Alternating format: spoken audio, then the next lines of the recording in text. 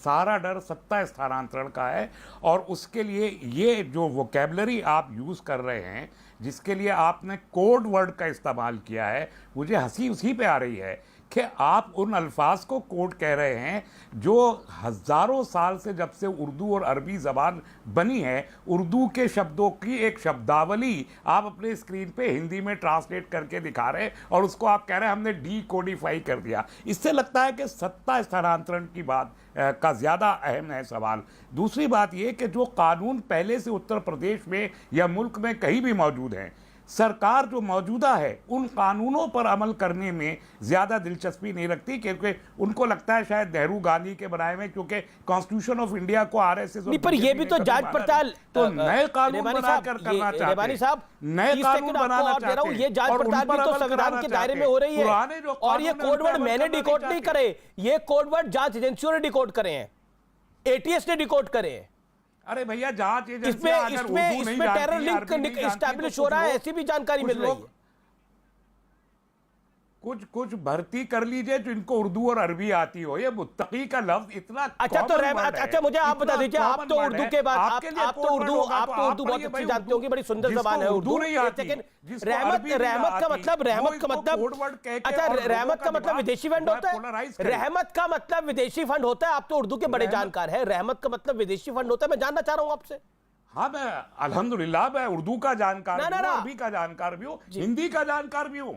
हिंदी का जानकार साहब, मैं शहजाद को लेकर आ रहा हूं चर्चा में। मुजरिमों का जब लफ्ज निकलता है तो मैं गौरव भाटिया की तरह खाली मुसलमान मुजरिमों के नाम नहीं लेता, मैं सारे मुजरिमों के नाम ले सकता हूं।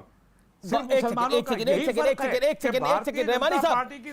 साहब, रहमत विदेशों से आने वाला फंड है। आप कहते हैं कि रहमत इज इक्वल टू विदेशों से आने वाला फंड। मैं जानना चाह रहा हूं आपसे, आप उर्दू की जानकार आप कह रहे हैं, बताइए। एक मिनट सुनिए, मैं आपको बताना चाहता हूं। रहमत इज इक्वल टू विदेश से आने वाला फंड। मान लिया देश में पैसा लाना बंद कर दिया, लेकिन देश का पैसा चोरी करके हिंदुओं के हाथों भगाना शुरू कर दिया।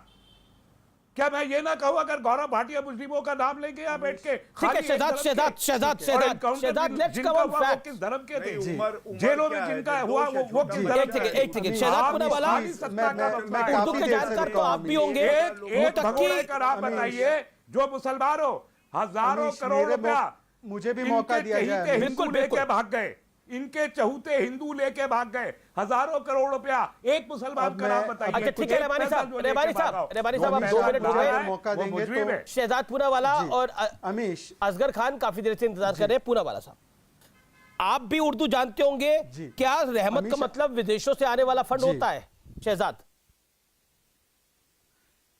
अमीश, जो लोग यहाँ पर उर्दू और अरबी जबान की पीएचडी करने का दावा कर रहे हैं, उनसे पूछिए लश्कर तैयबा का मतलब आज क्या है? एजेंसियों ने कोड नहीं किया है। जैश ए मोहम्मद का मतलब क्या है? एजेंसियों ने डिकोड नहीं किया है।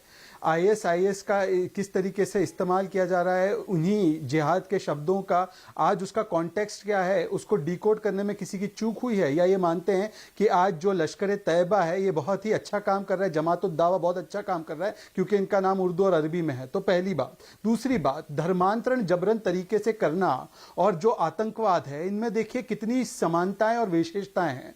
दोनों में आईएसआई का कनेक्शन, दोनों में विदेशी फंडिंग, दोनों में मजहबी कट्टरता और दोनों में कोड वर्ड का इस्तेमाल। तो आज इसको क्यों ना कहा जाए कि ये दरअसल जिहादी आतंकवाद है, क्योंकि इसका एक पहलू आपने देखा होगा नॉर्थ ईस्ट में, वहां पे पूरा का पूरा हिंदू समाज का धर्मांतरण करके उनको क्रिश्चियन बना दिया। आंध्र में आप देख सकते हैं वहां पर भी किस तरीके का असर मिशनरीज कर रहे हैं। तो ये अलग अलग तरीके से, और वहां पर माओइज्म फैला हुआ है, नॉर्थ ईस्ट में किस तरीके की इंसर्जेंसी है वो भी आप देख सकते हैं। तो ये राष्ट्रीय सुरक्षा से जुड़ा हुआ मामला है। पर जब कार्रवाई करती है, आप गौरव भाटिया को आप 2-3 सवाल पूछ रहे थे, पर जब उनकी सरकार कार्रवाई करती है तो बिलक बिलक कर रोने वाली मंडली आ जाती है। अब आप पूछ रहे सवाल एसडीपीआई के प्रवक्ता से, मैं आपको बताता हूं, ये एसडीपीआई का वेबसाइट है और एसडीपीआई के वेबसाइट पे इन्होंने लिखा है कि याकूब मेमन को फांसी नहीं दी जानी चाहिए। ये उनका ऑफिशियल स्टैंड है, मैं आपको दिखा रहा हूं, जूम करके कैमरा पर्सन देख सकता है, ये उनके वेबसाइट पर। Don't send Yakub Memon to the gallows says SDPI.